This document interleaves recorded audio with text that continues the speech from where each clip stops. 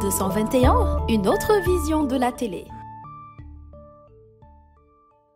Bonjour Monsieur le Président. Il y a 80 ans, en 1944, des officiers français ont donné l'ordre d'ouvrir le feu sur des tirailleurs sénégalais. Ça s'est passé au camp de Thiaroye, non loin d'ici.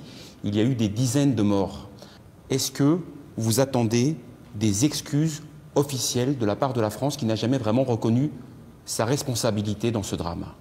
Naturellement, on n'en est pas encore à l'exercice d'excuses, mais je dois vous révéler que j'ai reçu aujourd'hui une lettre du président Macron dans laquelle il reconnaît que ce fut en effet un massacre.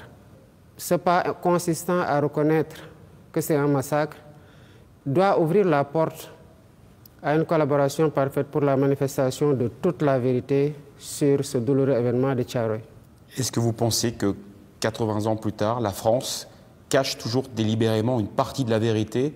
Évidemment, il y a quelque chose qui a été caché. On a régulièrement cherché à mettre une chape de plomb sur cette histoire-là et nous pensons que pour cette fois, l'engagement de la France sera total, qu'elle sera franche et collaborative et qu'elle sera entière aussi dans cette collaboration-là. Pour nous, tant que la vérité ne sera pas totalement faite, les circonstances de ce massacre, sur le décompte effectif des victimes, ça restera une plaie béante dans notre conscience commune parce que c'est malheureusement une histoire que nous avons en partage avec la France, avec les massacrés d'un côté et les massacrés d'un autre côté. Et est-ce qu'il y a dans votre démarche la volonté également de régler certains comptes avec la France? Je n'ai pas de compte à régler avec la France. Je crois que c'est nous qui aurions, Africains, depuis longtemps, commémoré cet événement. C'est un événement important dans l'histoire des peuples africains. Qu'est-ce qui s'est passé? Voilà des hommes qui étaient tranquillement ici. Il y a eu des guerres de l'autre côté. On est venu les prendre de gré ou de force. On les a amenés combattre dans des conditions extrêmement difficiles. Et la reconnaissance qui devait suivre n'a pas suivi depuis 80 ans. On les a rapatriés ici et quand il s'est agi pour eux de demander des pécules pour entrer tranquillement auprès de leur famille, ils ont reçu des balles en retour. C'est ce qui s'est passé. Il n'y a pas de compte à régler, c'est aux Africains d'assumer leur part de leur histoire et de l'imposer à tout le monde. Vous vous appellerez pour des réparations pour les descendants de ces tirailleurs qui sont morts à Thiaroye? Ces tirailleurs demandaient ce qui leur revenait de droit, à savoir leur pécule après la guerre. À la place de ces pécules, ils ont reçu des balles. Les pécules restent dues. Il y a toujours aujourd'hui au Sénégal une présence militaire française, environ 350 soldats, des hommes et des femmes, basés sur plusieurs camps, ici même à Dakar. Est-ce que vous êtes favorable à cette présence militaire française dans votre pays?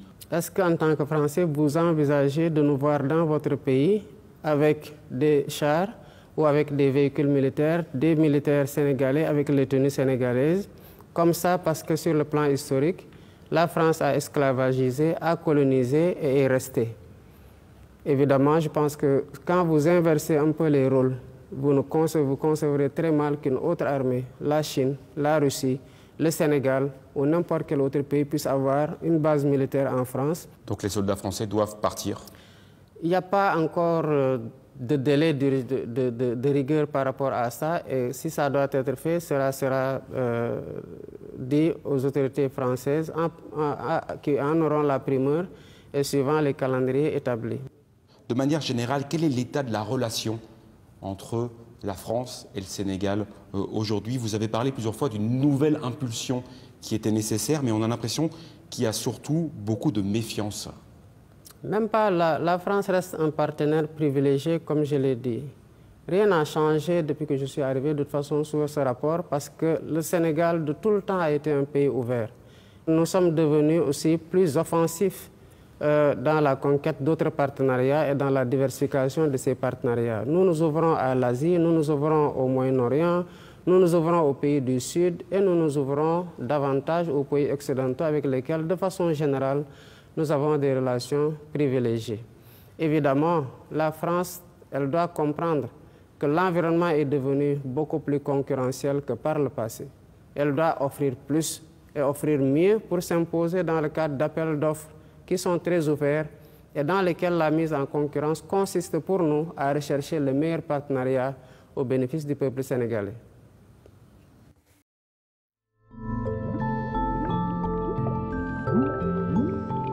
À 221, une autre vision de la télé.